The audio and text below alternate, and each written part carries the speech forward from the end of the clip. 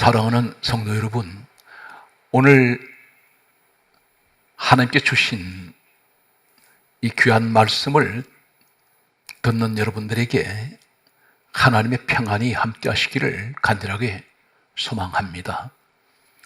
오늘 제가 전하는 이 하나님 말씀은 행복과 불행을 결정짓는 대단히 전 성경에서 가장 중요한 말씀이라고 할 수 있습니다. 지금까지 신앙생활에서 실패하고 또 이 세상을 살아가면서 믿음 안에서 살아가면서도 여러 가지 환난과 고난 가운데 지금까지 살아오시면서 아무리 기도해도 응답이 되지 않는, 전혀 기도를 해도 눈에 아무런 응답이 내 눈에 가시적으로 보이지 않는 이러한 일들이 있습니다. 하나님께서는 왜 우리 기도를 때로는 응답하지 아니하십니까? 여러 가지 이유 가운데 오늘 가장 중요한 한 사실을 하나님께서는 말씀을 통하여 우리에게 말씀하시고 계십니다. 성경 말씀을 보면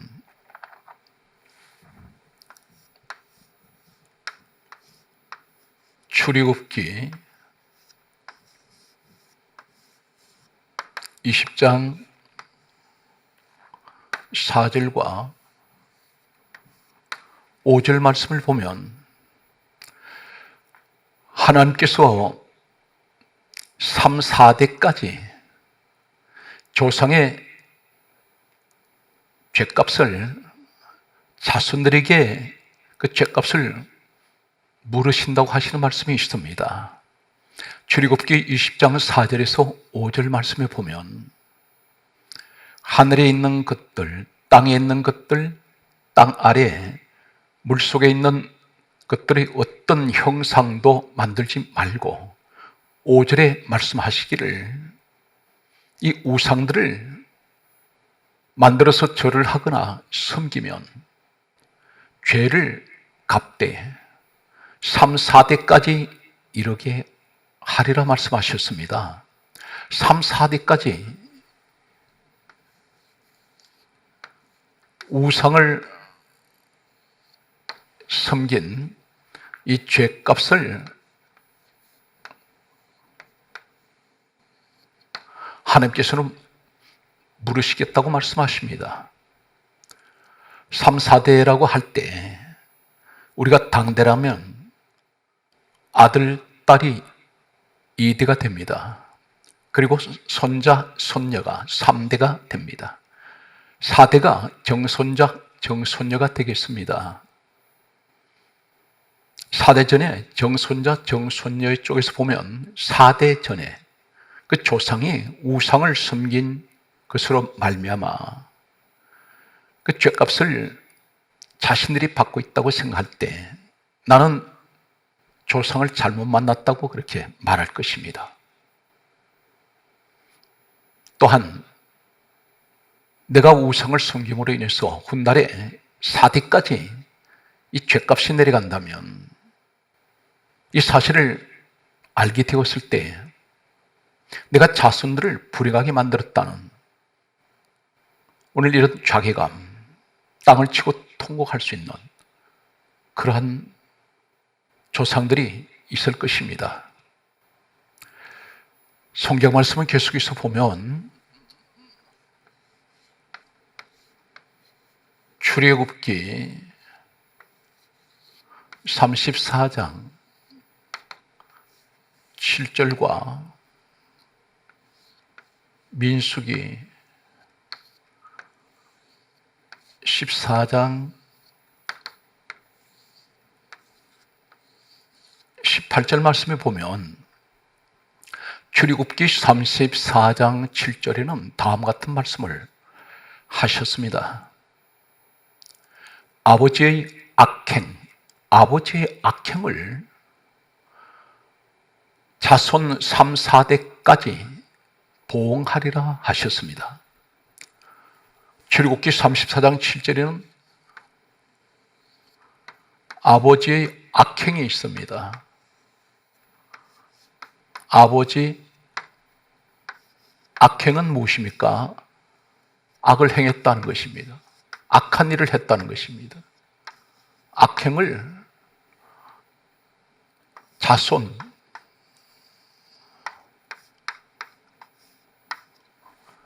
3, 4대라고 말씀하십니다. 3, 4대까지 보응하리라 말씀하셨습니다.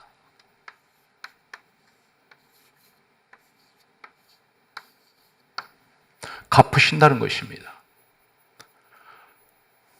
4대 전에 조상이 그 아버지가 악을 행했더니 4대까지 하나님께서는 이 조상의 죄악을 보응하신다고 말씀하십니다. 민수기 14장 18절에는 다음과 같이 말씀합니다. 아버지의 죄악이라고 말씀하셨습니다. 죄악을, 아버지의 죄악을 자식에게 갚아, 이렇게 말씀합니다.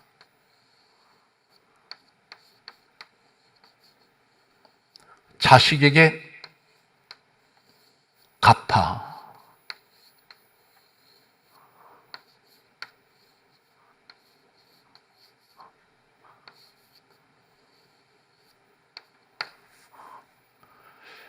삼, 4대까지 이르게 하신다고 말씀하십니다. 3, 4대까지 내려오는 이 조상의 죄값은 저주입니다. 성경에는 특별히 두 가지를 말씀합니다. 우상을 섬긴 그 죄는 3, 4대까지 하나님께서 죄에 대해서 물으신다고 말씀하십니다. 또 한 가지는 아버지의 악행입니다. 부모의 악행으로 말미암아 그것을 자식에게 갚으신다고 말씀하십니다. 그것을 3, 4대까지 이루게 하신다고 말씀하고 있습니다. 오늘 대단히 충격적인 한 사실을 우리는 하나님께서 주시는 말씀을 통하여 살펴봅니다. 시편 109편 17절과 18절, 19절, 20절 말씀을 봅니다. 시편 109편 17절은 사랑하는 성도 여러분, 대단히 중요한 말씀입니다. 강조하겠습니다. 오늘 이 말씀은 내 인생의 행복과 불행을 결정짓는 전 성경에서 어쩌면 가장 나에게 중요한 말씀인지 모릅니다. 나는 축복을 늘 받길 원했는데 반대로 저주를 받고 있습니다. 그것이 무엇일까요? 시편 109편 17절에 이렇게 말씀합니다. 그가 저주하기를 좋아하더니, 저주하기를 좋아합니다. 이 저주가 무슨 말씀입니까? 시편 109편 20절에는 악담입니다. 저주하기를 좋아하더니 이 저주가 악담이라고 말씀합니다. 악담하는 자들이 받을 보응이니라, 이렇게 말씀하시고 있습니다. 시편 109편 17절에 그가 저주하기를 좋아하더니 그것이 자기에게 임하고, 악담하기를 좋아하더니 그것이 자기에게 임합니다. 어떻게 임합니까? 저주로 임한다는 것입니다. 악담이 어떤 것입니까? 온갖 불평, 원망, 그리고 남을 비판합니다. 남을 정죄하고 있습니다. 더러운 말을 하고 있습니다. 남에게 계속해서 상처를 내고 있습니다. 모함을 합니다. 거짓말을 합니다. 악담을 하고 있다는 것입니다. 남을 해친다는 것입니다. 교회에서 이제 오랫동안 교회 생활하면서 직분도 이젠 모든 성도들이 볼 때 존경하는 그런 직분을 받았습니다. 그런데 하는 행동은 교회를 욕을 하고 주의 종을 욕을 하고 교회 와서 봉사하면서 성도 간에 전부 이간질을 하고 성도와 성도 관계를 찢어 놓습니다. 교회는 에베소서 1장 23절에 교회는 주님 몸이라고 했습니다. 교회는 그리스도의 몸이라고 했습니다. 예수님 몸인데 예수님 이 땅에 오신 목적이 무엇입니까? 죄인들을 구원하러 오셨습니다. 십자가에 죽으신 것은 죄인들의 죄를 사하시기 위해서 십자가에 친히 죽으셨습니다. 그런데 주님 뜻과는 정반대로 교회에 들어와서 직분을 맡겨 두었더니 사람들을 죽이고 있습니다. 심지어 교회에서 이 사람들을 내쫓아버립니다. 늘 불평합니다. 이것이 악담입니다. 그런데 심각한 것은 자신이 계속해서 악담을 하고 남을 비방하고 헐뜯었더니 이것이 저주가 되어서 그가 저주하기를 좋아하더니 그것이 자기에게 임해버립니다. 저주로 자신의 몸을 덮어버립니다. 계속해서 시편 109편 17절에 축복하기를 기뻐하지 아니하더니 복이 그를 멀리 떠났으며 사람들을 축복하지 않습니다. 사람들이 잘 되는 것을 보지 못합니다. 늘 헐뜯고 넘어뜨리고 시기 질투합니다.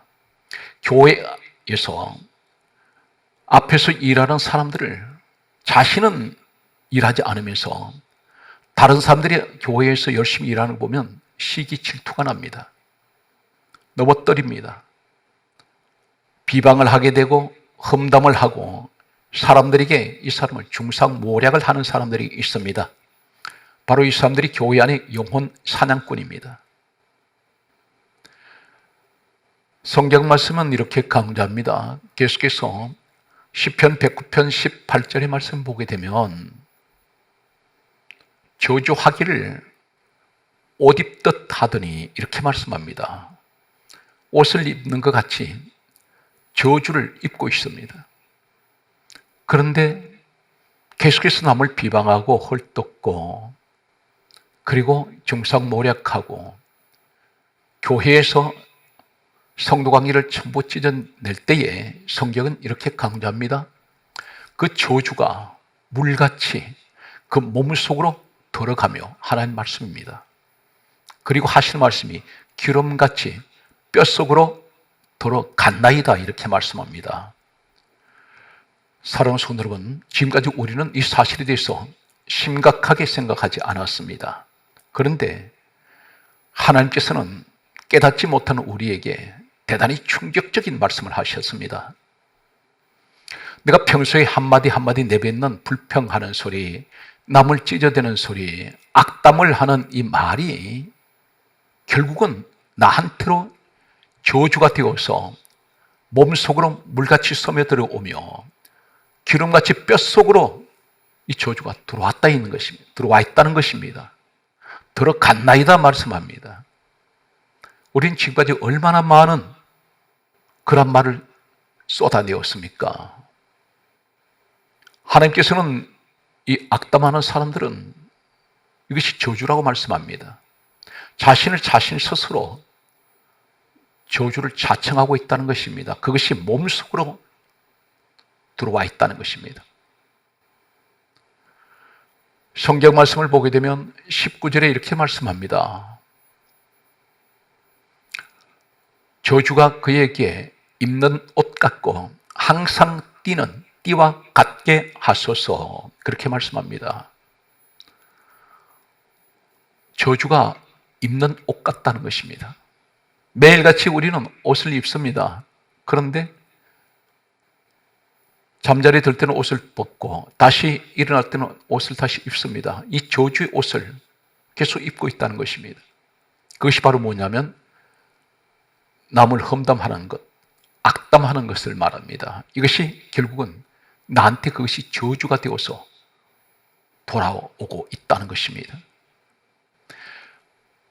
이러한 것을 하나님 보시고 자식들에게 이런 아버지의 악행, 아버지의 죄악을 자식에게 갚으신다고 말씀하십니다. 어떻게 하면 하나님 이 죄악을, 이것을 끊을 수가 있겠습니까? 한 가지 방법밖에 없습니다. 회개하는 것밖에 없습니다. 20절에 말씀합니다. 악담하는 자들이 받을 보응이라고 말씀합니다. 성경 말씀을 보면 창세기 9장 22절과 25절 말씀을 보면 창세기 9장 22절에는 노아가 포도주를 마시고 취했습니다. 그리고 하체를 벗고 누워 있었습니다. 노아에게는 세 아들이 있었는데 함이라는 아들이 아버지가 하체를 벗고 누워있는 이 광경을 보고 형제들에게 이 사실을 알렸습니다. 고발했습니다. 아버지의 허물을 비판했습니다. 형제들에게 아버지를 나쁘게 말합니다. 창세기 9장 25절에는 누가 저주를 받습니까? 아버지를 헐뜯고 비판했던 사람은 함인데 함의 아들 가나안은 저주를 받아 형제들의 종이 되기를 원하노라. 가나안이 저주를 받습니다. 노아 할아버지, 아버지의 함, 그리고 3대째가 가나안입니다. 가나안은 영문도 모르고 아버지 함의 이 죄를 하나님께서는 가나안을 통하여 저주를 선포하셨습니다. 성경 말씀을 가면 고린도전서 11장 17절, 18절, 19절, 그리고 20절, 27절, 29절 말씀을 보겠습니다. 교회 안에 하나님께서 성찬을 하지 못하게 하는 사람이 있습니다. 성찬은 어떤 것입니까? 마태복음 26장 26절과 28절에 보면 성찬은 예수님께서 마태복음 26장 26절에 떡을 주시면서 하시는 말씀이 받아 먹으라, 이것은 내 몸이니라. 예수님 몸을 떡으로 말씀하십니다. 마태복음 26장 28절에는 포도주를 주시면서 받아 마시라, 이것은 죄 사함을 얻게 하려고 흘리는 바 나의 피 곧 언약의 피라. 우리가 성찬을 하는 그것을 기념하는 이유가 무엇입니까? 나는 이 죄인이 예수님께서 십자가에 죽으시고 흘리신 것 보혈로 이 죄인이 예수 그리스도로 말미암아 나는 죄 사함 받았습니다. 나는 영생의 복을 받았습니다. 그러므로 나는 항상 이 은혜를 잊지 않고 성찬을 통하여 늘 기억하며 하나님 앞에 감사로 이 성찬을 합니다. 이러한 의미가 성찬을 기념하는 의미입니다. 그런데 성찬을 하지 못하게 한 사람이 있습니다. 고린도전서 11장 17절에 보면 너희가 교회에 모일 때에 해로운 모임이 있다고 말씀합니다. 해로운 모임. 교회 안에 여러 가지 소그룹이 있습니다. 이 모임이 해로운 모임이라는 것입니다. 그 해로운 모임이 무엇입니까? 고린도전서 11장 18절에 분쟁을 한다는 것입니다. 분쟁하고 있다고 말씀합니다. 분쟁은 다투고 싸웁니다. 사람들이 사소한 말을 주고받다가 다투기 시작합니다. 싸우기 시작합니다. 회의라는 이름으로 모여가지고 소그룹 목적이 무엇입니까? 예수 그리스도를 위한 모임입니다. 그런데 거기에서 서로 의견 충돌이 일어나고 싸우고 다툽니다. 심지어 멱살까지 잡습니다. 온갖 욕이 난무하고 있습니다. 성경 말씀은 19절에 뭐라고 말씀하십니까? 파당을 하고 있다고 말씀합니다. 파당. 편가르기를 한다는 것입니다. 목사편, 장로편, 심지어 권사편, 회장편, 사방 갈라놓고 싸웁니다. 하나님께서 보시고 하신 말씀이 19절에는 특히나 파당을 하면서 이것에 옳다 인정함을 받은 자들이 나타나게 되리라 말씀하셨습니다. 이 말씀이 무슨 말씀입니까? 그것을 선동하는 자가 있다는 것입니다. 앞장서서 교회를 깨버리고 찢어버리려고 앞장서서 정의의 사도같이 앞에서 이것을 선동하는 사람들이 있다고 말씀합니다. 그러면서 하시는 말씀은 너희들은 함께 모여 주의 만찬을 할 수 없다라고 말씀합니다. 주의 만찬은 성찬입니다.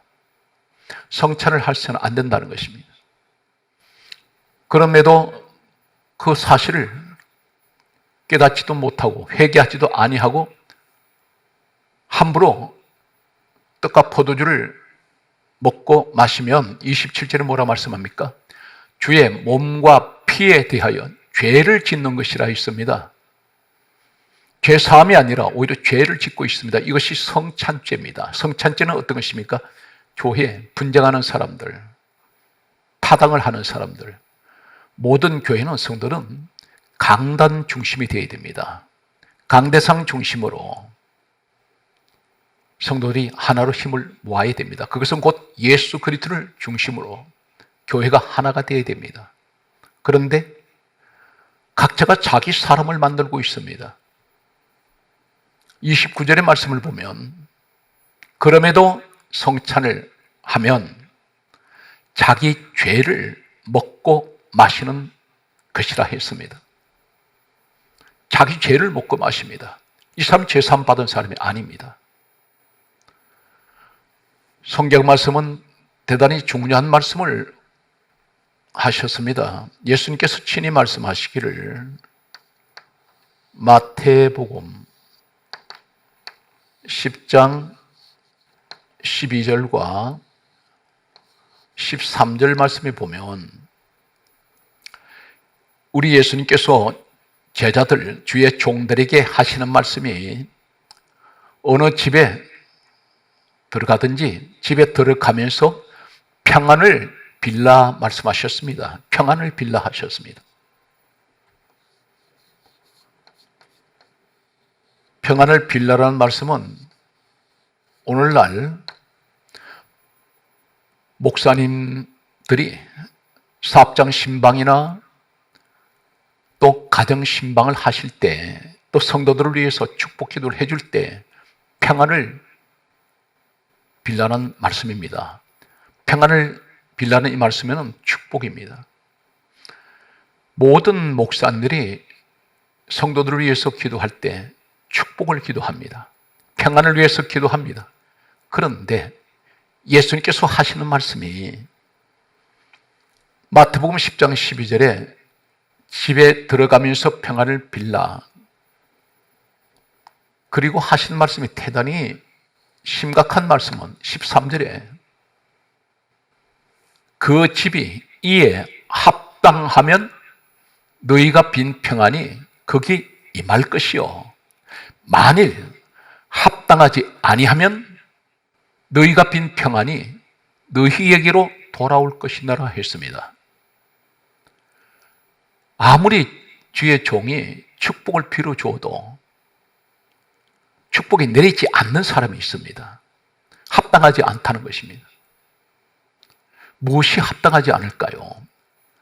모든 목사님들은 한결같이 성도들을 위해서 축복을 할 때에 목사님이 그 축복을 주지 못합니다. 누가 주십니까? 우리 주님께서 주의 종들이 축복 기도를 할 때 우리 주님께서 축복을 그들에게 주실 것입니다. 그런데 아무리 주의 종이 축복 기도를 해도, 평안을 빌어도 우리 주님이 보실 때에 이 기도를 받는 이 사람이 그 복을, 평안을 받을 만한 사람이 아니라는 것입니다.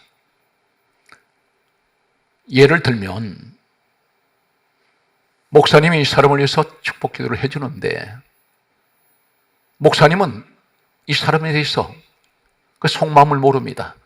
그런데 주님께서는 알고 계신다는 것입니다. 주의 종이 축복 기도하는데 기도받는 그 사람이 평소에 주의 종을 욕을 하는 사람입니다. 회개를 모르는 사람입니다. 교회를 비방하고 욕을 하는 사람입니다.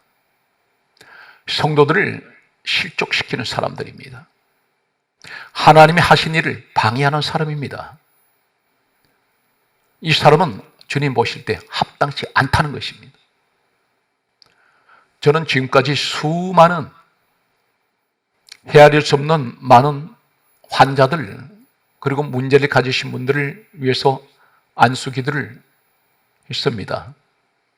무수한 사람들이 치료받고 문제 해결받는 것을 목적을 하게 됩니다. 우리 하나님께서 치료하시고 문제들을 해결해 주시는데, 그런데 어떤 사람은 아무리 기도를 해도, 이분한테 아무리 축복을 해도 이 사람에게 기도대로 응답이 오지 않습니다. 기도받던 이 사람이 하는 말이 사람들에게 목사님이 아무리 기도해도 응답도 치료도 되지 않는다고, 그러면서 목사를 싸잡아 욕을 합니다. 비난합니다. 분명히 주님 보실 때 이 사람에게, 다른 사람들은 암이 치료되고 불치병이 고쳐지는데 똑같은 목사가 기도를 해주는데도 작은 문제는 해결되지 않는 것은 이 사람에게 주님 보실 때 합당치 않는 그러한 것이 목사도 모르는 어떤 것이 이 사람에게 있다는 것입니다. 성경 말씀은 다음과 같이 우리에게 또 말씀하시는 것을 보게 됩니다. 접촉이라는 말이 있습니다. 접촉.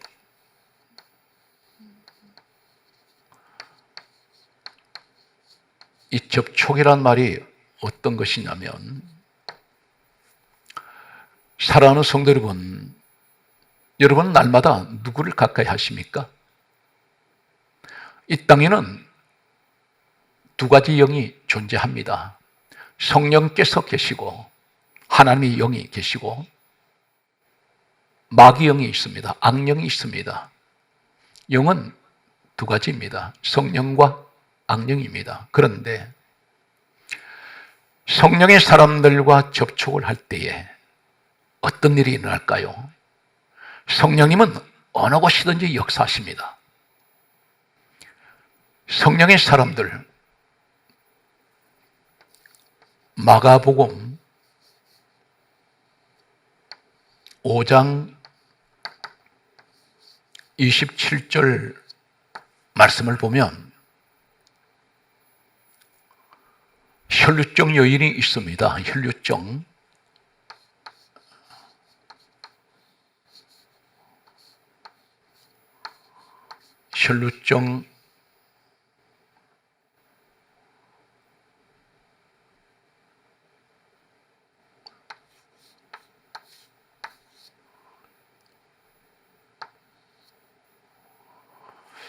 이 여인이 예수님 옷가에 손을 대었습니다. 예수님 옷에 손을 댔을 때 이 여자 혈루증이, 불치병이 순식간에 치료가 되었습니다.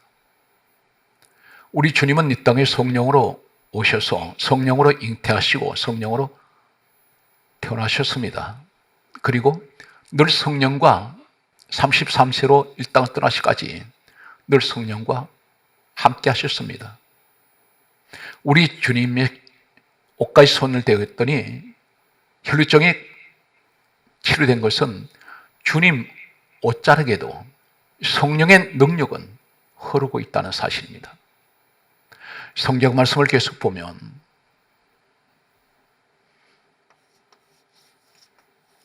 사도행전 3장 7절에 나면서 하체를 서지 못하는 사람이 있습니다.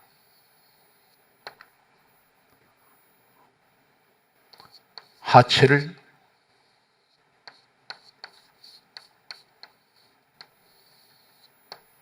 서지 못하는 사람이 있습니다. 불치의 병입니다. 현대의학으로도 태어나면서부터 하체를 서지 못하는 이 장애를 치료할 수가 없습니다. 그런데 성령을 받았던 베드로 요한이 나면서 하체를 서지 못하는 이 사람 손을 잡았더니 이 사람이 일어나 버립니다. 성령의 사람은 손만 잡아도 그 손에 성령의 능력이 함께하고 있습니다. 사람 손 여러분, 누가 손을 잡으시겠습니까? 성령의 사람과 손을 잡으십시오. 성령의 사람은 특징이 있습니다. 이분들은 갈라디아 5장 22절에서 23절에 성령의 9가지 열매를 가진 분들입니다. 사랑, 희락, 화평, 오래 참음, 자비, 양선, 충성, 온유, 절제의 사람들입니다. 남을 비방하지 않습니다. 악담하지 않습니다. 불평, 원망하지 않습니다. 사람과 사람 관계를 찢어놓지 않습니다. 이 사람들은 오로지 성령의 사람은 소망을, 그리고 항상 이 사람들은 살리는 데 목적을 두고 있습니다. 성령의 사람들과 손을 잡으십시오. 영분별을 어떻게 해야 됩니까? 다니시는 교회에 주위 사람들 보면 금방 알 수가 있습니다. 항상 사람을 헐뜯고 비방하고 그리고 남을 이간질하고 모함하는 사람, 이 사람은 성령의 사람 아닙니다. 반드시 성령의 사람은 어떤 사람입니까? 항상 긍정적이고 항상 남을 칭찬하며 늘 교회 중심으로 성도들을 항상 교회와 하나 되게 만드는 이러한 사람들이 성령의 사람들입니다. 성경 말씀을 보게 되면 사도행전 5장 15절에서 16절에는 베드로가 성령을 받고 난 후에 성경 말씀은 다음과 같이 말씀합니다. 베드로가 그림자만 지나가도 어떤 병에 걸렸던지, 그리고 귀신한테 잡혀있는 자들이 베드로 그림자만 지나가도 병이 치료되고 귀신이 떠나갔습니다.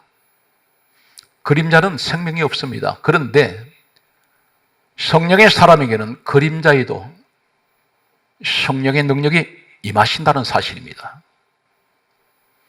이것이 성령의 사람들과 함께 할 때 주어지는 축복입니다. 병자들이, 귀신 들린 자들이 성령 받은 사람 베드로에게 그림자라도 지나가기를 바라고 찾아왔을 때 그들은 다 치료받았습니다. 교회에서 성령의 사람들과 함께 하십시오. 성경 말씀은 계속해서 보게 되면 사도행전 19장 12절에 보게 되면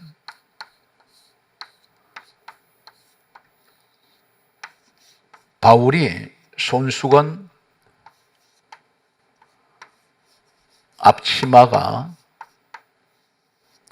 사람들이 일방적으로 이 바울의 손수건 앞치마 1000조각을 가지다가 병든 사람들에게 갖다 얹었더니, 귀신 들린 자들이 갖다 얹었더니 병이 치료되고 귀신이 떠나갔습니다.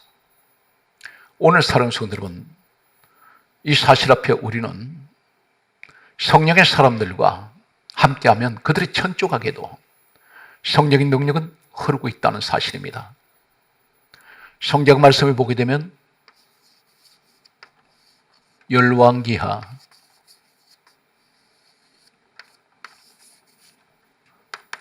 2장 14절 말씀 보면 엘리야가 겉옷을 엘리사에게 던져주었을 때 엘리사가 엘리야의 겉옷을 가지고 요단강물을 쳤더니 요단강이 이리저리 갈라져 육지같이 건너갔습니다.